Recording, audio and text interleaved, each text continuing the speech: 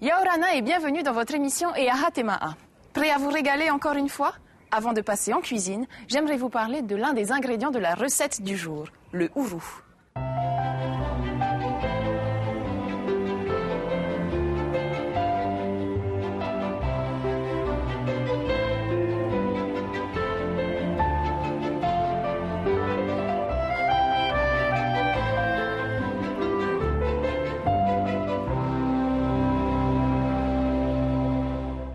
Saviez-vous que le ourou est originaire de Nouvelle-Guinée et qu'il a été planté dans tout le Pacifique lors des migrations polynésiennes? C'est un arbre qui peut atteindre 25 mètres de hauteur. Pendant très longtemps, il fut la base de l'alimentation des Polynésiens.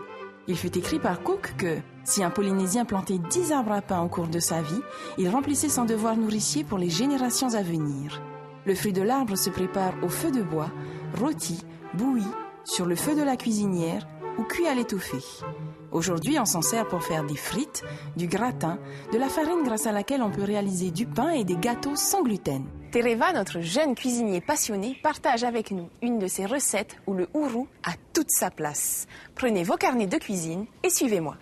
Pour votre recette, il vous faut 300 g de thon rouge, 2 tranches de mi-cuit de foie gras, 30 g de ourou, de l'échalote, du persil, de l'oignon vert, un quart de citron vert, de l'huile de truffe, du sel et du poivre. Bonjour Tereva. Bonjour Veina. Alors aujourd'hui, tu vas nous faire une recette avec du ourou. Exactement, je fais une petite recette de ourou avec du thon et du foie gras. On va faire un tartare de thon, ourou et foie gras. Et par quoi on commence? On va commencer par la découpe des condiments. On va commencer par les échalotes, il faut les éplucher. On enlève le bout, on enlève l'avant, on enlève la peau. Une fois qu'on a épluché les échalotes, on va les hacher. Les ciseler déjà, les hacher.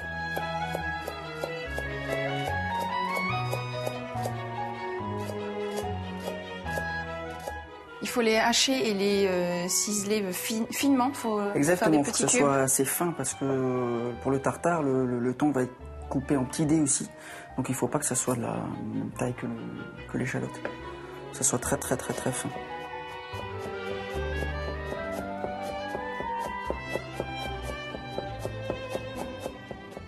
Et normalement, c'est bon, on réserve.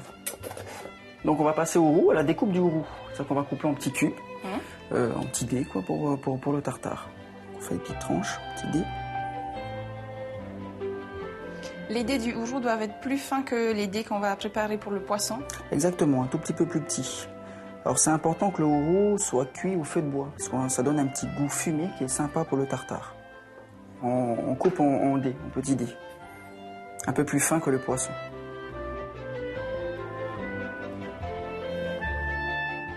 Donc on a le ourou coupé en petits dés, on le réserve dans un petit bol à côté. On essaie déjà de le détacher un petit peu parce qu'il colle, c'est un féculent, hein, donc ça colle.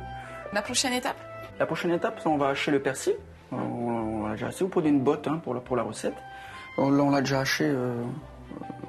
T'as tout prévu, tu l'avais l'avais déjà préparé. Exactement, pour s'avancer. Donc maintenant on va passer à la découpe du poisson. Tu as choisi un thon blanc, du thon rouge, c'est... J'ai préféré le thon rouge, parce que c'est quand même meilleur. Après on peut faire avec du thon blanc ou du perroquet aussi, qui est pas mal. On va couper en petits dés. On le nettoie d'abord, on a les nerfs. Hein. Et pour notre recette, on a besoin à peu près 300 grammes, c'est à peu près ça comme morceau. Hein.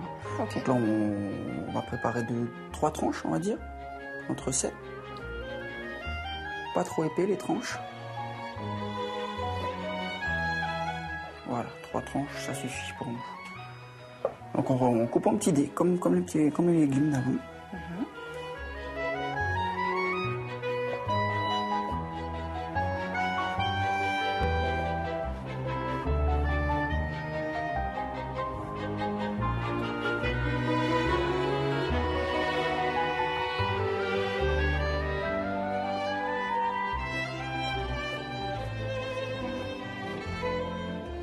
On a les petits dés de poisson, donc on les réserve aussi. Là, on peut réserver directement dans le bac qu'on va pouvoir mélanger. Ok.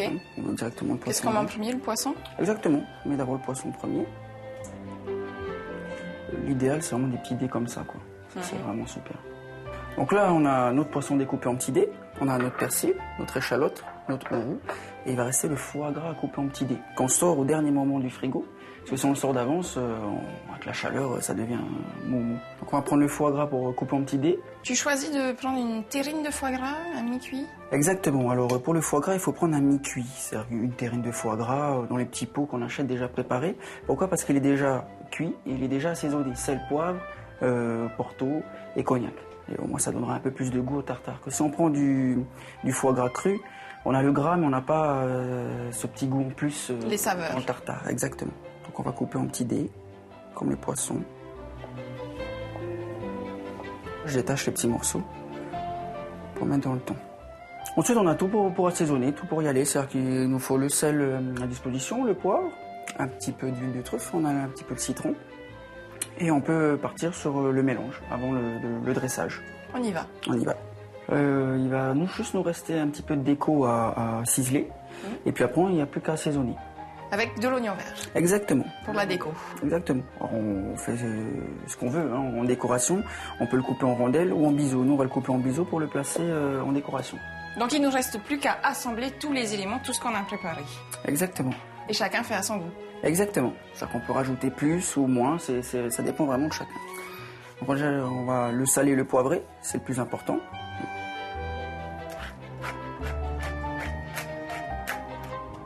On peut mettre là un peu d'échalote. Tu fais pas cuire ton échalote? Non, on fait pas cuire l'échalote. Il ne faut pas en mettre beaucoup non plus parce que c'est assez acide. Hein. On met un petit peu de persil. Le persil, c'est vraiment pour la couleur. Ça donne un peu de goût, mais pas trop. Surtout de la couleur. Exactement, c'est plus pour la couleur. Et on rajoute le hourou, les dés de hourou. Mélanger un petit peu. On mélange pour que ça soit homogène, voilà. Ouais. Faut pas hésiter à mettre les dés de foie gras un peu au frigo ou au congélateur avant. Pour éviter Voilà, pour éviter qu'il fasse une espèce de pâte qui est pas mauvaise, mais c'est juste à la présentation, quoi. Donc, on mélange bien. Et puis pour avoir aussi les morceaux de foie gras en bouche à la dégustation. Exactement, c'est mieux. Ouais, c'est mieux. Donc là, on a à peu près tout. On rajoute un tout petit peu de citron. Ouais, sans les graines, c'est mieux.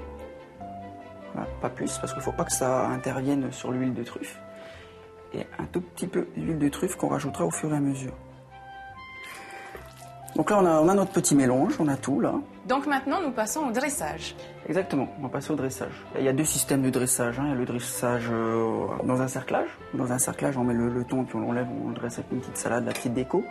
On va faire simple, c'est-à-dire qu'on va juste mettre dans un bol. Et puis on le met à l'envers, et puis on le retire, et ça va nous mouler le tartare. On arrive au moment que je préfère, la dégustation. Exactement, après toi. Donc une recette simple et fraîche. Est-ce qu'on peut pas le mettre quelques minutes, quelques heures au frais pour que ce soit bien... Quelques heures, non, mais il faut le préparer minutes. Hein. Normalement, on le prépare minutes et hop, on le sert directement. Ok, bien frais. Une recette que je vous conseille de refaire chez vous. Elle est pleine de saveurs.